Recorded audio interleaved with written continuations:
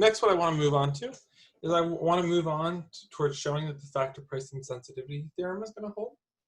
And so one of the reasons that I showed you how to compute the unit cost functions is that it's going to be important to use those to show that this theorem is going to hold. So just to review what the price insensitivity theorem states, it says that with free trade and constant world prices, assuming that we don't have full specialization, the earnings from capital and labor and their factor intensities are not going to depend on the supply of labor and capital. So regardless of whether or not we have sort of migration into our country or we have capital inflows or capital outflows, with free trade and assuming that we can't affect world prices, we take them as given. So our country is essentially considered a small country. Then the earnings from labor and capital and factor intensities are just not going to depend on the endowments of each of those factors. As a corollary to this theorem, we can also think about the factor price equalization theorem, which states that with free trade, factor prices, again, which are returns to labor and capital, that's W and R in these models, are going to be the same in both countries. And so, again, it says that if we're open to trade, we don't have full specialization, and we take world prices as given, then wages and labor and the wages of laborers and then the rental rates of capital are going to be the same across different countries. And so don't worry if that didn't make sense. I'll show you that it holds in the context of this model. So what we're going to start with is we're going to start by assuming that there's two sectors, C and S, with production functions given as so. So you can assume that C is going to be the computer industry and S is going to be the shoe industry. And so as normal, as you've seen many times before now at this point, we're going to assume that the production of computers is going to be relatively capital intensive, and that's reflected in the fact that capital has a larger exponent, an exponent of 2/3 rather than 1/3 for labor. And shoes are going to be more labor intensive, reflected in the fact that they have an exponent on labor of 2/3 and on capital of 1/3. Again, as is standard, we denote the wage and rental rate of capital by W and R. The new term here is kappa.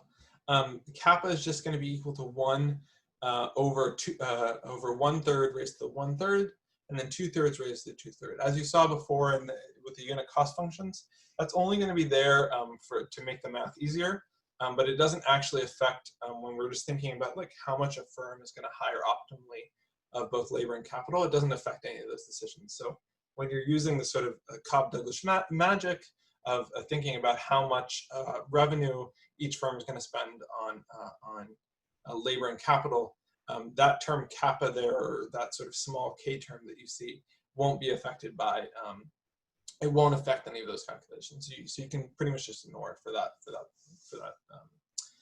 calculation.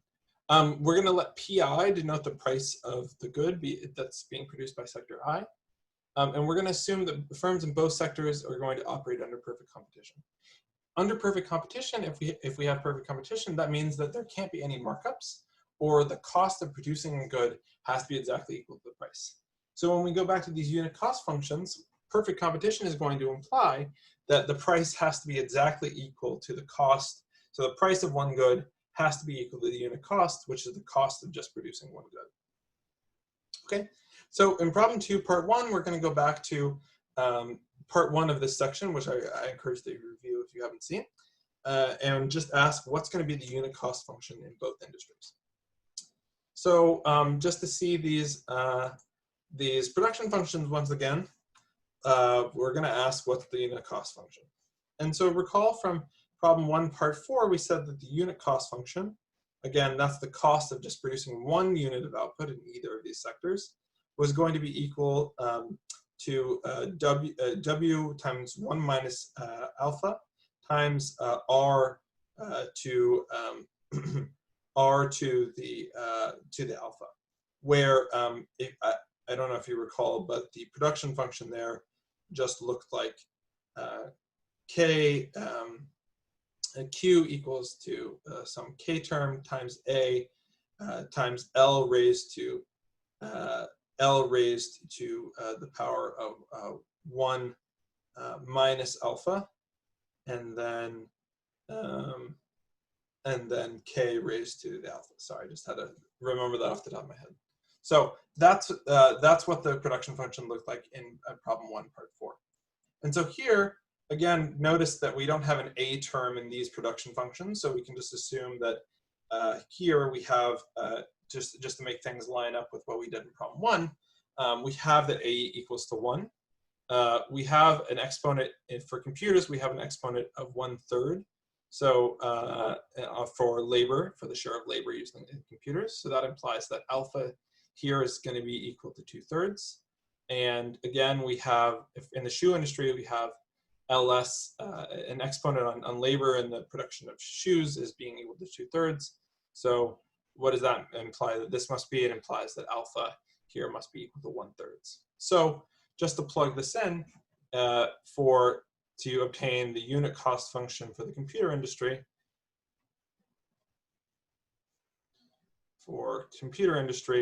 all I have to do is I have to plug in this value of alpha for the computer industry into here. What does that give me? Well, again, a is 1, so that goes away. And then this is just equal to w raised to the 1/3 and r raised to the 2/3. Likewise, for the unit cost function for the shoe industry, that's what this is. Alpha is just equal to 1/3. So we got w, the cost function, the cost of producing 1 unit is just given by w raised to the 2/3 and r raised to the 1/3. And so if you don't see where that's coming from, just go back to the first part of this section where I go over how to derive those unit cost functions. Okay, so next what we're going to move on to is we're going to move on to problem 2, part 2.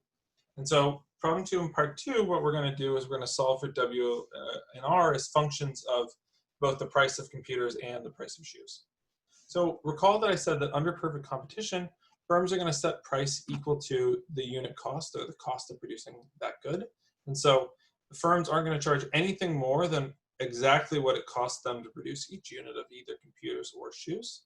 So that implies that PC is equal to the wage of labor raised to the 1/3 times the rental rate of capital raised to the 2/3.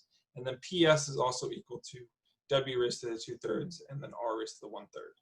So what I want to do is I just want to solve for W and R is only functions of PI and, PC and PS. So what I'm going to start with is let's start with this expression here and just sort of move R to one side. And so what I'm going to get is I'm going to get that W 1/3 is going to be equal to PC divided by R raised to the 2/3. And so you see that the only thing I did to get there is divide by R over 2/3 on both sides. Okay, now to get this expression, to sort of just get W by itself, I'm just going to raise both sides of this expression to the power of 3.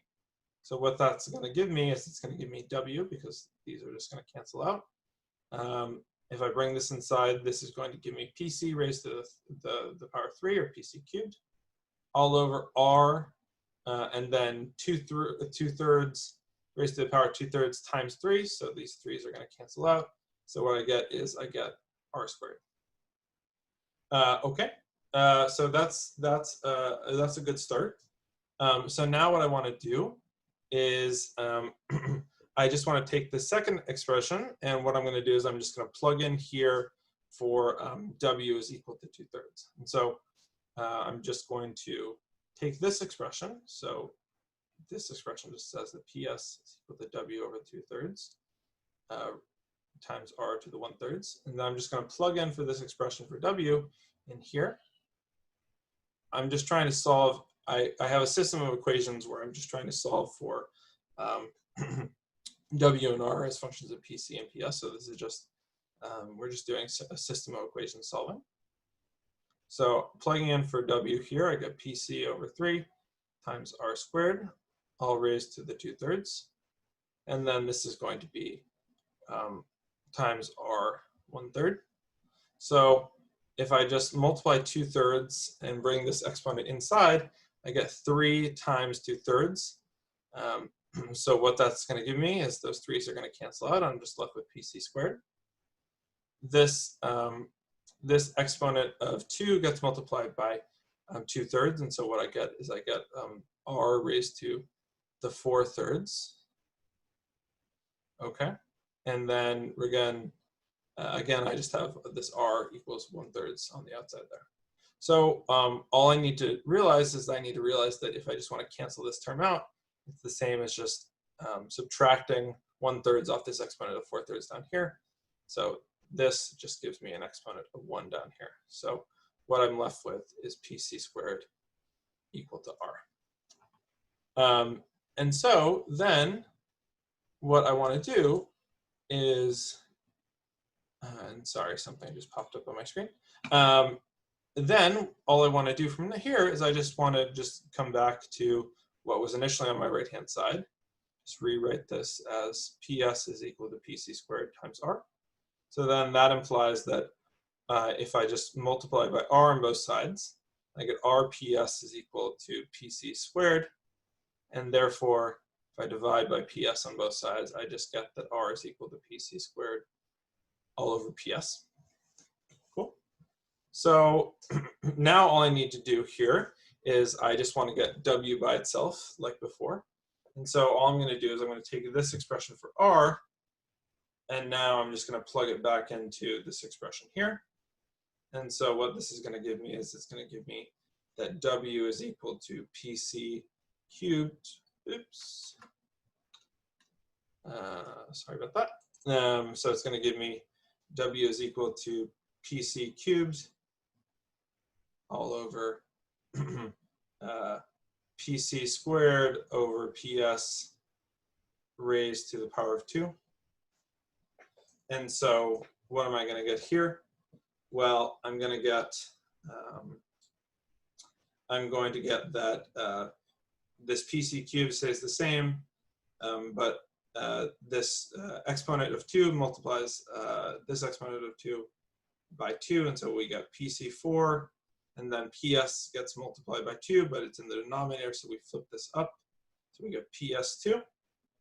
And then the next step is just to notice that if I want to cancel out this PC, it's just the same as subtracting 3 from this exponent down below, and so these cancel out. I just get an exponent of 1. So what do I get for W? I get that W is equal to PS squared all over PC. Cool. Okay, so that is how we solve for W and R as functions of both PC and PS. So this is what the slides show for how you get there, but we get the same result. Okay, so how then do these factor returns, and by factor returns I just mean R and W, that's the wage rate of workers, and then the rental rate of capital, which is just the same as saying the wage for capital. How do they depend on factor endowments L bar and K bar? Or in other words, how do returns to labor and capital depend on the total population that's in my economy and the total capital stock that's in my economy? Well, recall that I just said in the previous part that W is equal to PS squared all over PC, or just PC to the power of -1, same thing. And then R is this function here too. So we can see that W and R are only functions of the international prices of both computers and shoes. And so as long as we take the international prices of computers and shoes as given, that is, we're not big enough to affect the prices of computers and shoes on the world market, then the answer is that they don't. The wage that workers get is only a function of how much the industries that employ workers can sell their output on the world stage, just weighted by how much each industry uses of labor. Likewise for capital, capital only makes as much as it can sell its output for on the world market, weighted to some appropriate function of how much each industry uses capital. And so it doesn't matter how much labor and capital are in Holmes' economy. the amount, the sort of wage of workers and then the rental rate of capital isn't going to depend on those at all. And so this is going to be the factor price insensitivity theorem, excuse me. Okay. And so then what are going to be factor intensities in both industries, and how they depend on these factor endowments at L bar and K bar. So recall that factor intensities, particularly if I wanted to think about labor intensities, so that would be, in this setting, labor intensities would be LC over KC and LS over KS. So that's what factor intensivities means. It's just factor intensivities means any factor, but particularly if we were talking about labor intensivities, we talk about LC over KC and LS over KS. If we wanted to talk about capital intensities, then we just flip those upside down and we talk about KC over LC and KS over LS. In any case, it doesn't really matter which one we talk about. The conclusion is going to be the same. We're just going to ask how, in particular, these factor intensities are going to depend on the total stock of labor and then the total stock of capital. So I'm going to talk about the labor intensities, but it doesn't really matter. We can talk about either one. So recall that these production functions look like this. And so when production functions look like this, it tells me that 1/3 of revenue, so I'm going to call I revenue, and I'm going to call this IC, so I'm going to just call this revenue of the computer industry. When I see a 1/3 in this production function, it tells me that 1/3 of my revenue in the computer industry is going to be spent on hiring labor. So if I hire labor at a wage W and I hire LC units of labor, then this production function immediately tells me I spend 1/3 of my revenue on hiring labor. The 2/3 on capital tells me that the remaining 2/3 of my revenue is spent on hiring KC units of capital at a wage rate of R. Okay, so then if I want to figure out what LC over KC is, you can see that I can just divide one by the other. And so what is that going to give me? Well, it gives me W over LC times, or sorry, W times LC over R times KC.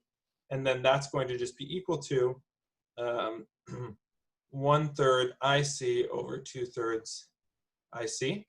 But I don't need to know IC or the revenue of the computer industry because in the fraction, those are just going to cancel out. And then what I'll be left with is if I just multiply everything by R over W on both sides, then these R over W's are just going to cancel out. And notice that these 1/3 will cancel out. So what I'll just be left with is I'll be left with that LC over KC is equal to 1/2 R over W. Okay. Likewise, if I want to figure out what LS over KS is, I can do the exact same thing. Note that 2/3 of the revenue in the shoe industry is going to be spent on hiring labor. 1/3 is going to be spent on hiring capital because, capital in the shoe industry because shoes are relatively labor intensive rather than capital intensive. If I take the fraction or the ratio over of one over the other, I can just do the exact same thing. Excuse me. Sorry, I need to get back to drawing.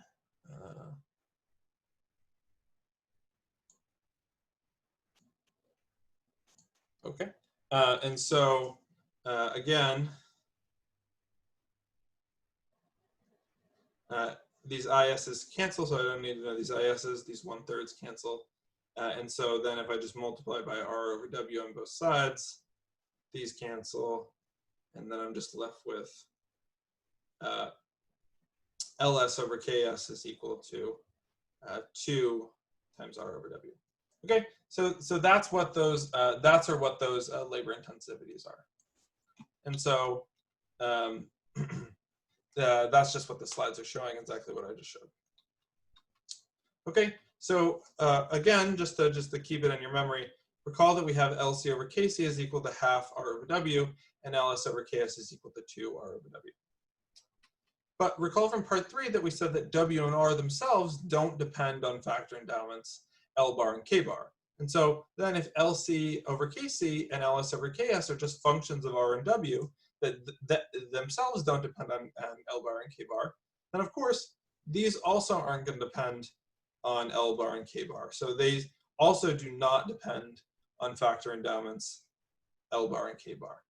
So the answer is quick. The relative amount of labor that we're going to hire in each industry doesn't depend on the total amount of labor and capital that we have in our economy. It's only going to depend on the relative price of output in each sector, which is going to use those factors at varying intensities in its production process. So that's the answer to part 4.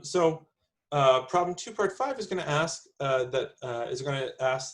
state that under trade, both countries are going to face the same world prices, and it's going to ask what that implies about factor prices across the two countries. Well, again, if we recall that just factor prices are just going to be W and R, then we can recall that W and R, so this is wage is W and the rental rate of capital is R. Then we can recall from part 3 that we said that W is equal to this function, and then R was equal to this function of world prices of output. So then if the two countries are going to face the same world prices, then if this is country 1's wage rate for labor and rental rate of capital, sorry, I messed up.